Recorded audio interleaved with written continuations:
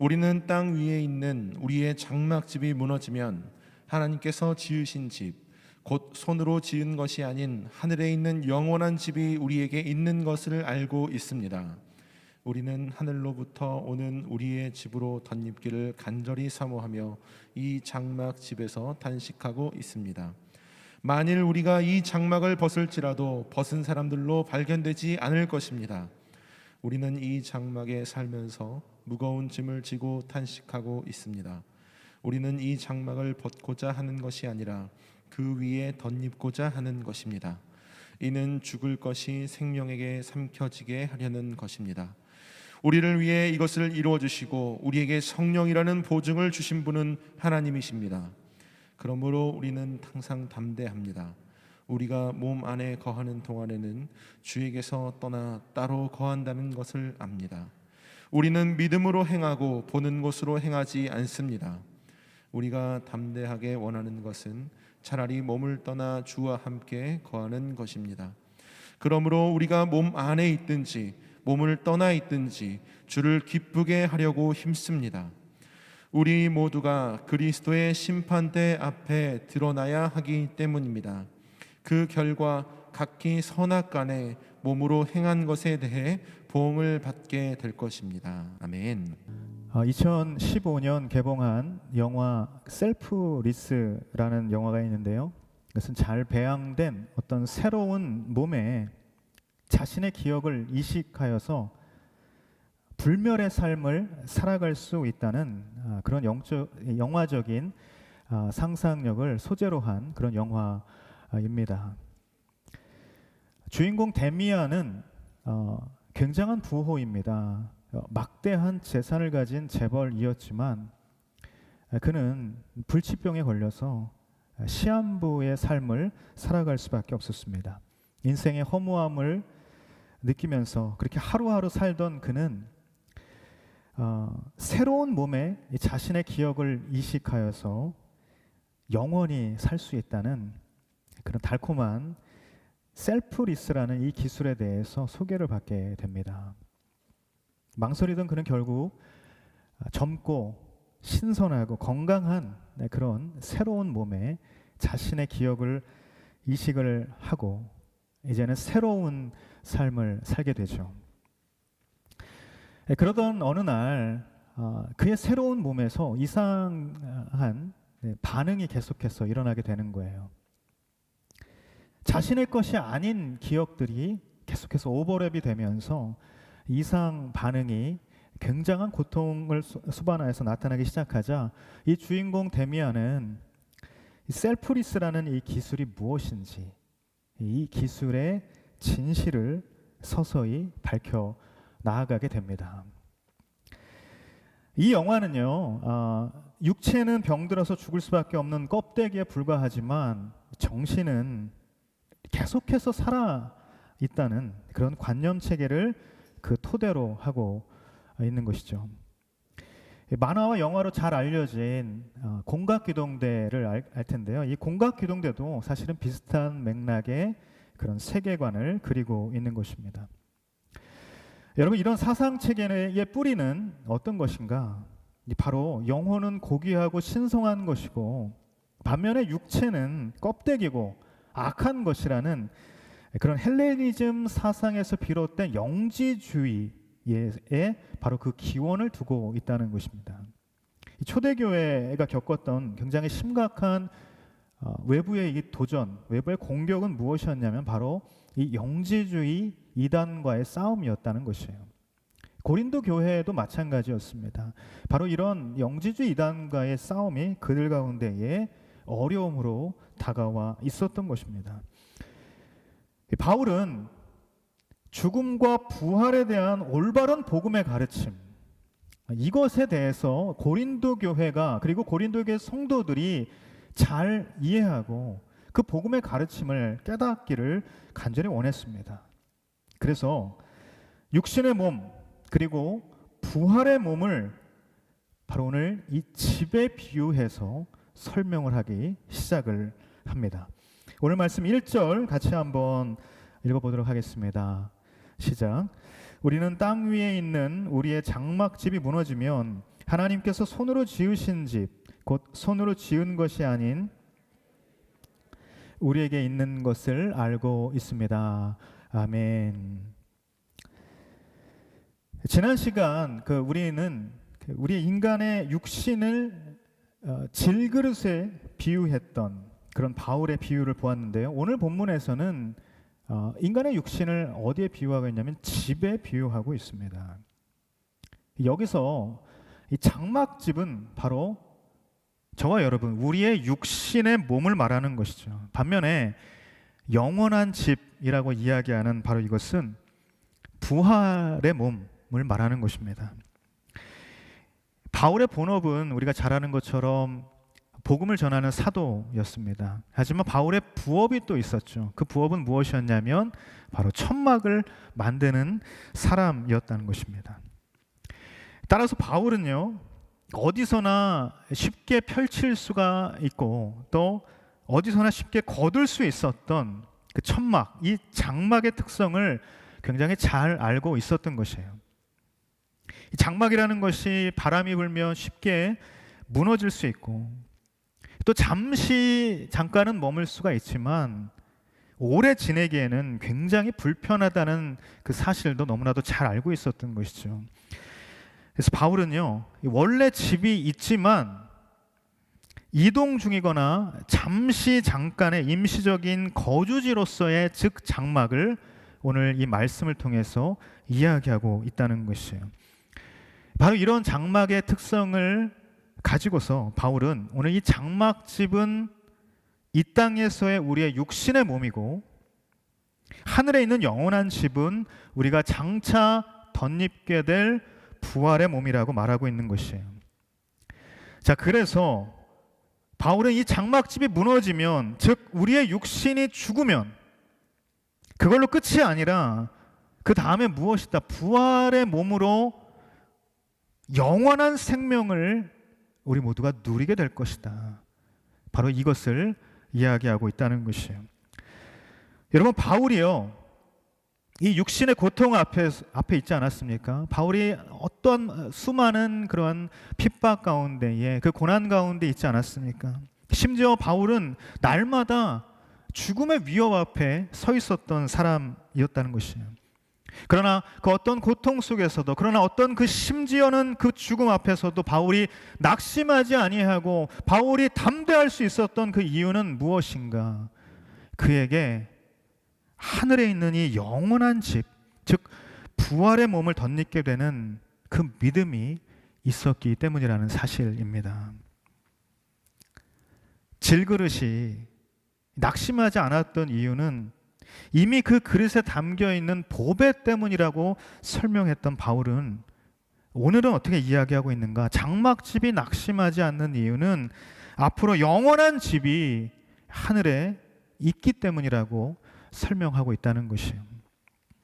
그런데 여러분, 이 바울이 도대체 왜 이토록 이 몸의 부활, 이 부활의 몸에 대해서 심도 있게 이렇게 이야기하고 있는 것인가? 앞서 이야기한 것처럼 고린도 교회에는요, 부활이 없다라고 이야기하고 있는, 즉 아까 영지주의에 뿌리를 둔, 그러니까 육신은 껍데기일 뿐이다, 껍데기에 불과하다라고 이야기하고 있는 바로 그런 부활이 없다라고 말하는 이단이 있었기 때문이라는 것입니다. 우리 고린도전서 15장 말씀을 같이 한번 좀 읽어보기를 원하는데요. 15장 12절에서 15절까지 말씀 읽도록 하겠습니다. 시작. 그리스도가 죽은 사람들 가운데서 살아나셨다고 전파되고 있는데 왜 여러분 가운데 어떤 이들은 죽은 사람의 부활이 없다고 합니까? 죽은 사람의 부활이 없다면 그리스도께서도 다시 살리심을 받지 못하셨을 것입니다. 만일 그리스도께서 살리심을 받지 못했다면 우리가 전파하는 것도 헛되고 또 여러분의 믿음도 헛되며 또 우리가 하나님의 거짓 증인으로 드러날 것입니다. 만일 죽은 사람들이 다시 살지 못한다면 하나님께서 그리스도를 살리시지 않으셨을 것입니다. 아멘. 당시 고린도 교회에 이와 같은 이야기들이 있었고 이와 같은 흐름들이 그 안에 있었다는 것이에요. 어떤 것입니까? 극단적인 이원론을 가졌던 그 영지주의자들이 있었다는 것이에요. 그들은 육신을 입고 있는 이 인간이 고통스러울 수밖에 없는데, 이 육신을 입고 있는 이 인간이 고난을 당할 수밖에 없는데, 질병의 연약함 속에 있을 수밖에 없는데, 육신을 벗어버리는 것이야말로 그렇기 때문에 진정한 구원이 된다라고 그렇게 가르쳐줬던 것이에요. 하지만 이것은 결코 복음이 이야기하고 있는 구원이 아닌 것이죠. 여러분, 성경에서 말하는 복음은 육신을 하찮은 것으로 보지 아니하고, 주님께서 다시 오실 때 우리는 영혼과 육체 이 모두가 구원을 받아서 영원한 생명을 누리게 된다는 것입니다. 이것이 성경에서 이야기하고 있는 복음이고 구원의 역사인 것이에요. 다시 말해서 육신을 벗어버리는 것이 아니라 부활의 몸을 덧입는 것이 바로 구원이라고 말씀하고 있다는 것이에요.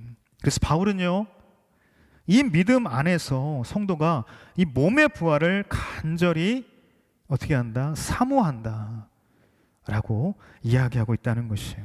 오늘 말씀 2절에서 4절까지의 말씀인데요, 같이 한번 읽도록 하겠습니다. 시작.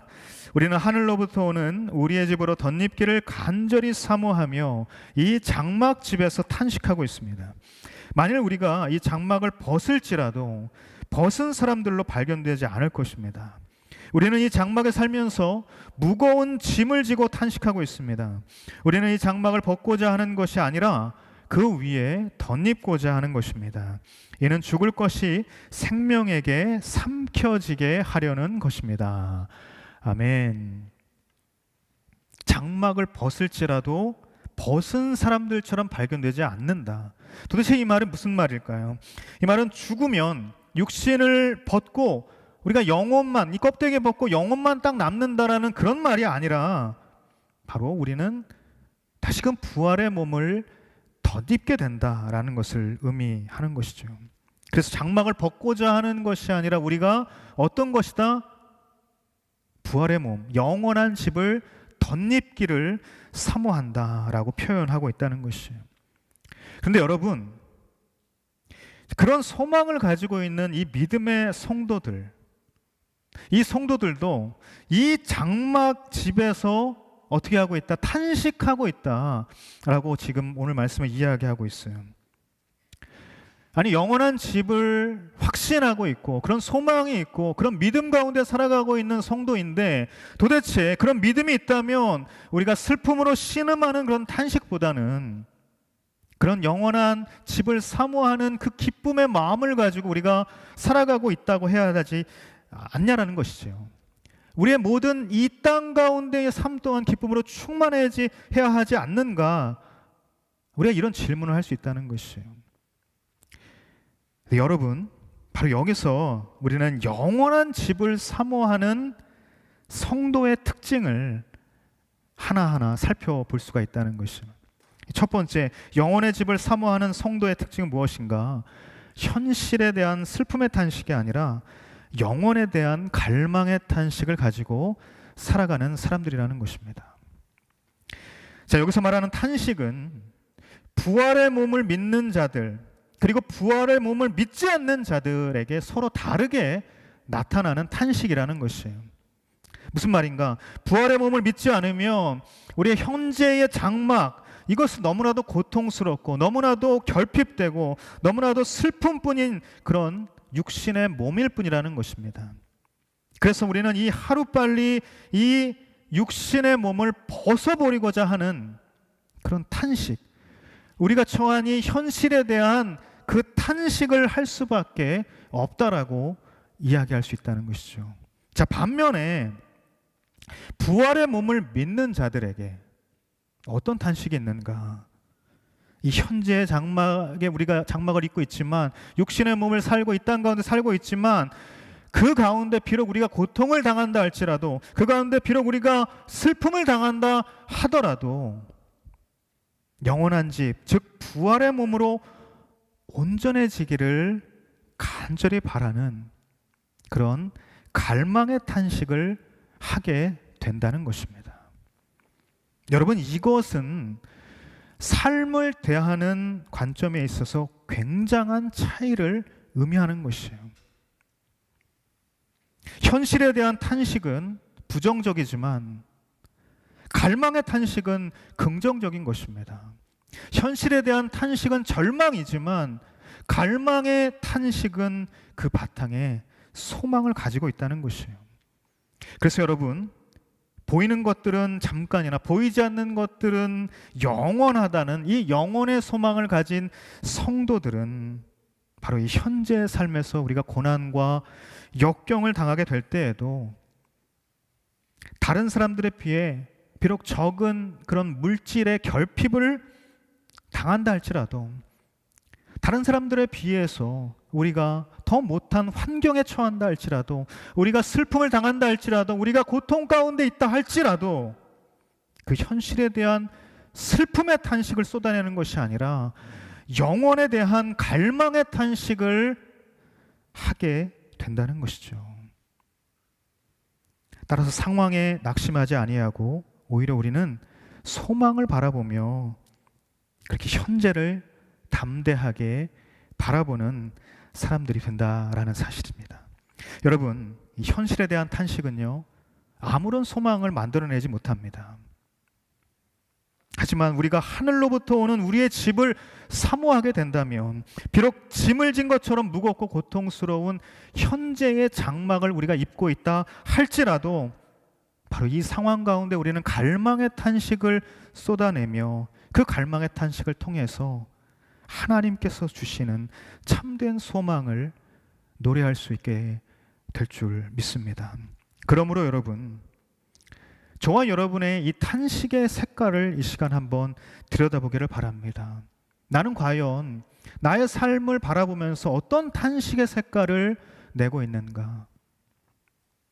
만약 여러분의 인생이 현실에 대한 그런 슬픔의 탄식으로 얼룩진 그런 인생이라면 영원한 집이 우리에게 있다고 말씀하시는 그 복음을 다시 한번 온전히 바라볼 필요가 있다는 것입니다. 오늘 이 바울이 우리에게 이야기하고 있는 영원한 집에 대한 사모함, 바로 이것이 저와 여러분에게 필요하다는 것이에요. 바로 이것이 저와 여러분의 삶의 매 순간순간 우리가 현실을 바라보는 그 모든 시간 가운데에 우리가 쏟아내는 탄식 가운데에 온전하게 투영될 수 있어야 한다라는 것입니다. 저는 여러분이 모두를 능가하고도 남을 그런 영원한 영광을 갈망하는, 그래서 이 갈망의 탄식을 우리의 모든 삶의 자리에서 쏟아낼 수 있는 거룩한 인생이 되기를 예수님의 이름으로 축복합니다. 그런데 여러분, 이 복음은요, 우리에게 영원한 집이 있다고만 말하지 않습니다. 하나님께서는 우리에게 영원한 집을 사모하라고, 간절히 갈망하라고만 그렇게 말씀하지 않는다는 것이에요. 하나님께서는요, 믿음으로 나아가려는 그런 성도들이 더욱 힘을 낼 수 있도록 장치 한 가지를 더 마련해 주셨다는 것이에요. 오늘 말씀 5절 우리 같이 한번 읽어보도록 할까요? 5절입니다. 시작. 우리를 위해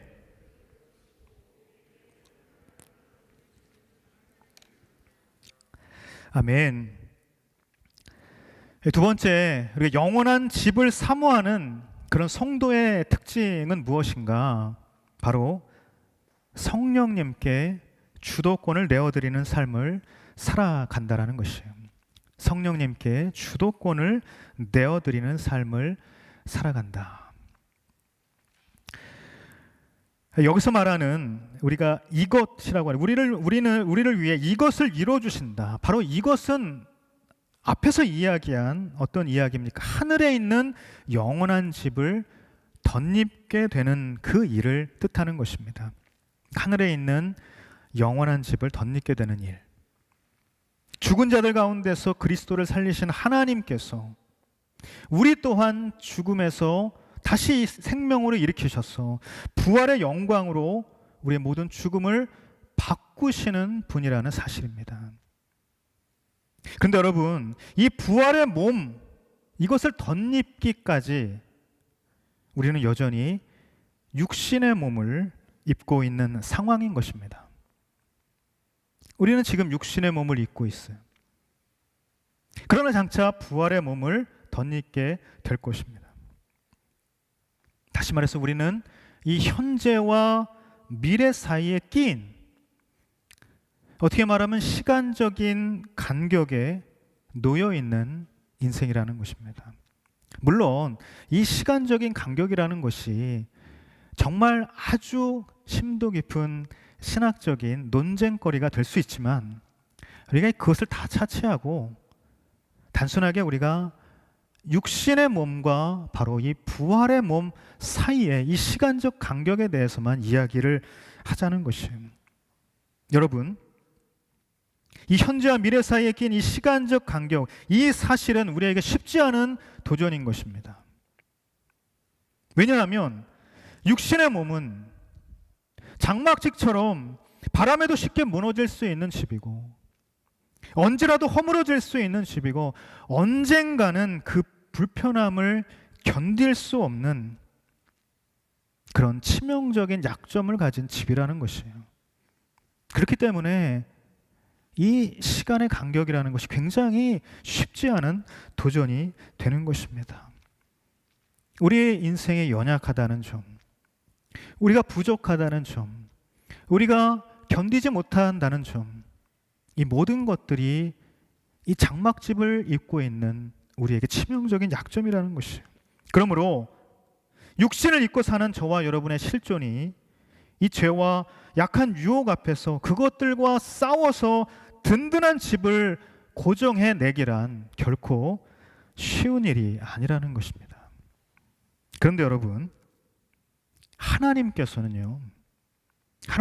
우리에게 성령이라는 보증을 주셨다라고 오늘 말씀은 우리에게 이야기하고 있어요. 성령이라는 보증을 주셨다. 이 보증이라는 말은요, 원어적으로 첫 지불금, 담보라는 의미를 가지고 있습니다. 어떤 상황 속에서도 우리가 결코 허물어지지 않는 그런 영원한 집을 주실 것인데, 그 주신다는 보증으로 성령을 담보하셨다는 것이에요. 여러분, 성령을 주셨다는 것, 성령은 하나님이십니다. 다시 말해서 하나님 자신을 우리에게 주셨다는 것이에요. 영원한 집에 대한 단단한 약속, 영원한 집에 대한 그런 보장된 약속을 하시면서 그 보증으로, 그 담보로 하나님 자신을 우리에게 주셨다라는 것이에요. 따라서 이 시간적 간격 속에서 우리가 홀로 힘겹게 싸우도록 그렇게 내버려 두시지 않으시고, 하나님은 당신 자신을 우리의 삶 가운데에 보증으로 주셨다라는 사실입니다.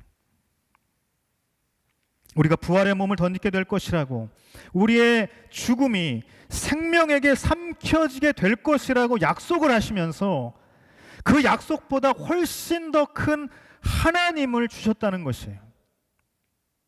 여러분, 이게 어떤 의미이냐면요, 예를 들어서 나에게 엄청난 빚이 있었는데 나에게 그 엄청난 빚을 하나님께서 다 갚아주셨다는 것이에요.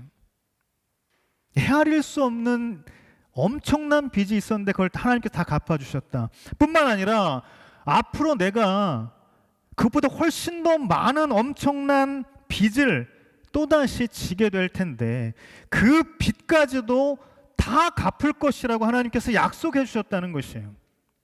그리고 그 약속의 보증으로 이 빚보다, 내가 진 이 빚보다 더 큰 담보를 내 인생에 담아 주셨다라는 것입니다. 여러분, 하나님께서 저와 여러분에게 하신 일이 바로 이것이에요. 여러분, 바로 이것이 복음인 것입니다. 그러므로 여러분, 육신의 몸으로 우리가 죽음과 싸우는 그 힘겨운 싸움을 하루하루 싸워갈 때에 우리와 같이 싸우시는 성령님이 우리 가운데 계시다는 사실을 우리는 반드시 기억해야 한다는 것입니다. 그래서 성령님께 우리의 모든 싸움의 주도권을 내어드리고 그 성령님이 승리의 보증이 되신다는 사실을 믿고 나아가야 한다는 것이에요. 사랑하는 여러분, 성령님이 우리 안에 계시다는 이 사실을 매 순간 기억할 수 있게 되기를 간절히 바랍니다. 그래서 어떤 상황 속에서도 우리가 용기를 잃지 않게 되기를 간절히 바랍니다. 그래서 복음이 이야기하는 그 소망을 붙들게 되기를 간절히 원합니다. 우리가 믿음의 경주를 해나갈 때에 저와 여러분에게 힘을 주시는 분, 저와 여러분의 싸움을 그냥 내버려 두지 않으시는 분, 우리의 인생 가운데에 담보로 당신 자신을 걸어주신 그 하나님이 계시다는 그 사실을 우리가 잊지 않고 그 하나님을 의지하며 살아갈 수 있게 되기를 예수님의 이름으로 축복합니다. 이 마지막으로 영원한 집을 사모하는 그 성도의 특징은 무엇이냐면 믿음으로 행하는 삶을 살아간다는 것입니다. 믿음으로 행하는 삶을 살아간다. 오늘 말씀 6절에서 우리 8절까지의 말씀 읽도록 하겠습니다. 시작. 그러므로 우리는 항상 담대합니다. 우리가 몸 안에 거하는 동안에는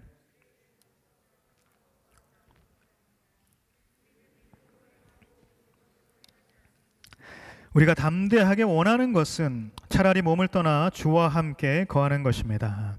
아멘. 몸 안에 거한다. 그리고 몸을 떠나 주와 함께 거한다. 이런 표현들이 나오는데요. 이 몸 안에 거하는 동안이라는 말은 바로 육신의 몸을 입고 이 땅 위에 살아가는 삶을 뜻하는 것이죠. 반면에 몸을 떠나 주와 함께 거한다는 말은 어떤 뜻입니까? 육신의 몸이 아닌 부활의 몸을 덧입고 사는 하늘에서의 영생을 뜻하는 것입니다. 그러므로 바울의 결론은 이것이에요.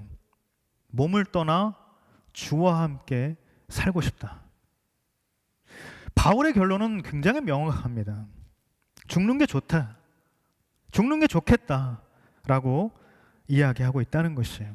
그런데 이 고난이 싫어서 자신이 당하는 이 고통받는 상황에서 벗어나고 싶어서 차라리 죽는 게 좋겠다라는 그런 의미가 아니라 바울은 영적으로 또 관계적으로 물리적으로 주님과 함께 있고 싶은 그런 간절한 갈망, 간절한 마음이 있었기 때문에 이렇게 이야기하고 있다는 것이에요. 따라서 바울은 언제나 죽음 앞에서 이 믿음을 가진 사람으로서 담대할 수 있었다. 따라서 바울은 믿음으로 행하고 보는 것으로 행하지 않는 그런 삶을 살아가는 사람들이었다. 바울이 고린도 교회 성도들에게 권면하고 있는 바로 영적인 교훈이 이것입니다. 성도는 믿음으로 행하는 삶이다. 여러분, 보는 것으로 행한다는 것은 무엇을 뜻합니까? 보는 것으로 행한다. 그것은요, 내가 할 수 있는 것, 내 힘으로 감당할 수 있는 것을 행한다는 뜻입니다. 하지만 믿음으로 행한다는 것은 무슨 뜻입니까? 그것은 하나님께서 일하신다라는 사실을 믿는다는 의미라는 것이에요. 불신의 시대를 살아가는 그리스도인의 용기라는 책이 있습니다. 매트 챈들러가 쓴 이 책에는 그리스도인의 용기는 이 불신의 시대 속에서 확인될 수 있다라고 이야기합니다. 그리스도인이 진정한 용기를 가지고 있다면 그것은 불신의 시대 속에서만 확인할 수 있다라는 것입니다. 그러면서 그는 어떻게 이야기하고 있냐면 환난 대낮에는 누구든 강한 사람처럼 행동할 수 있지만 깜깜한 어둠 속에서 용감하게 행동하기란 쉽지 않다. 환난 대낮에는 누구든 강한 사람처럼 행동할 수 있지만 깜깜한 어둠 속에서 용감하게 행동하기란 쉽지 않다라고 이야기를 하는 것입니다.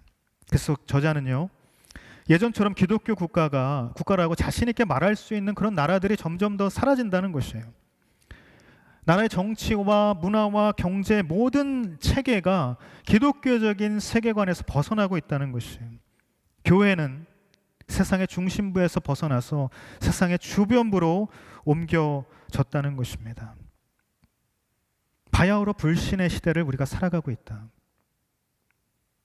환한 대제사 시절에는 그다지 용기가 필요하지 않았지만 어두운 밤과 같은 지금이야말로 우리에게 진정 용기가 필요하고 이 복음의 용기를 내서 살아가야 한다라고 매트 챈들러는 이야기하고 있는 것입니다. 여러분, 코로나 재난의 상황 속에서 우리가 유례없는 고통의 시대를 보내고 있습니다. 가장 어려운 시기를 우리는 지금 통과하고 있는지 모릅니다.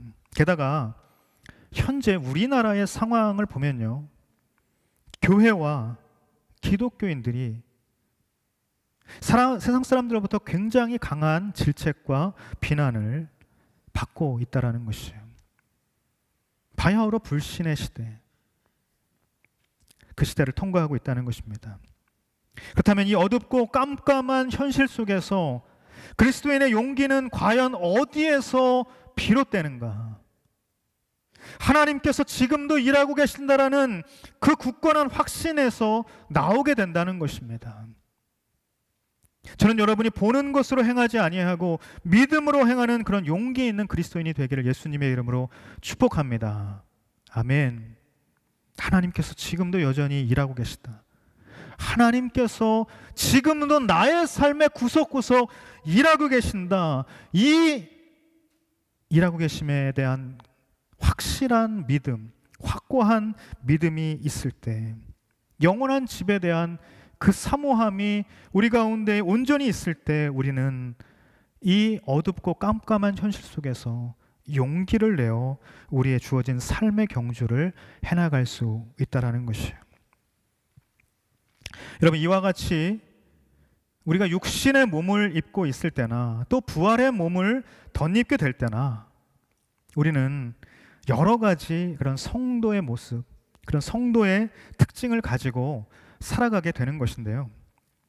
결국 이런 성도의 모든 모습들, 우리가 현실에 대한 어떤 슬픔의 탄식이 아니라 영혼에 대한 그런 갈망의 탄식을 가지고, 그리고 날마다 우리에게 성령으로 보증하시는 성령님께 우리의 모든 삶의 주권을 내어드리는 그런 삶의 모습, 그리고 참된 믿음, 하나님께서 지금도 보이지 않지만 나의 삶 가운데 일하고 계시다라는 이 믿음으로 행하는 삶을 살아가는 우리는 모든 성도의 모습들을 가지고, 이 모습을 가지고 살아가는 우리의 모든 지향점이 어디가 돼야 되는가? 오늘 말씀은 우리에게 이렇게 이야기하고 있는 것입니다. 바로 주를 기쁘게 하려는 목적.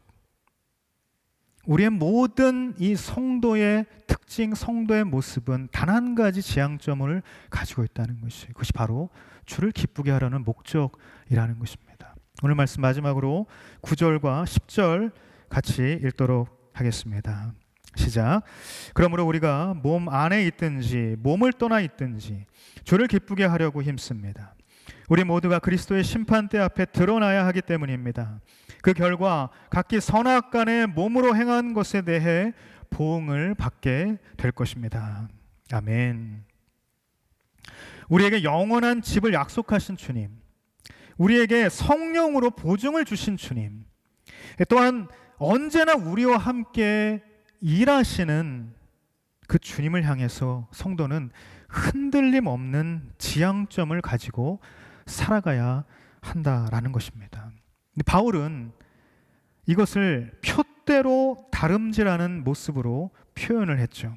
빌립보 3장 12절에서 14절까지 말씀인데요. 같이 한번 읽도록 하겠습니다. 시작.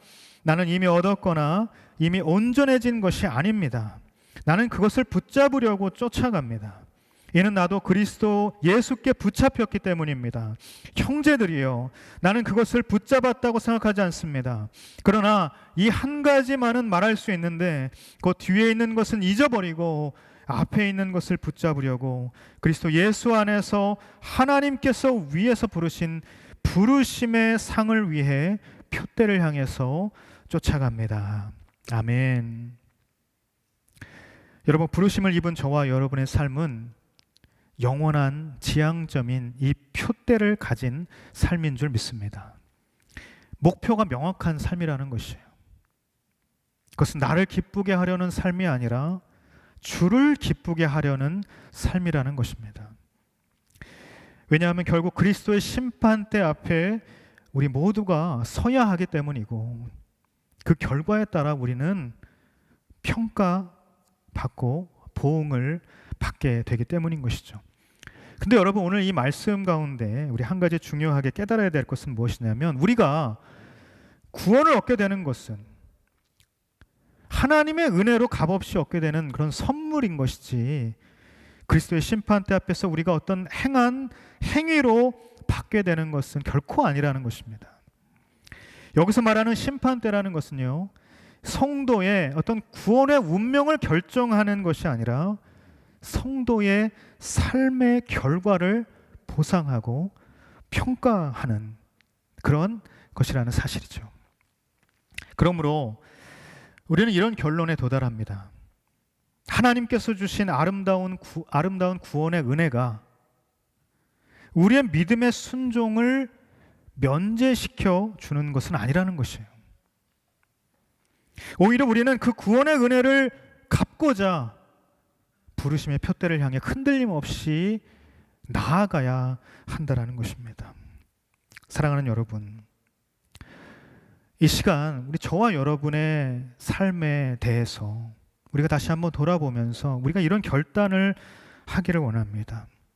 육신을 입고 사는 저와 여러분에게 주를 기쁘게 하지 못하는 일상이 있습니까? 주를 기쁘게 하지 못하는 그런 습관적인 행동들이 우리의 삶 가운데 있습니까? 주를 기쁘게 하지 못하는 그런 말과 행동들이 우리 가운데 있습니까?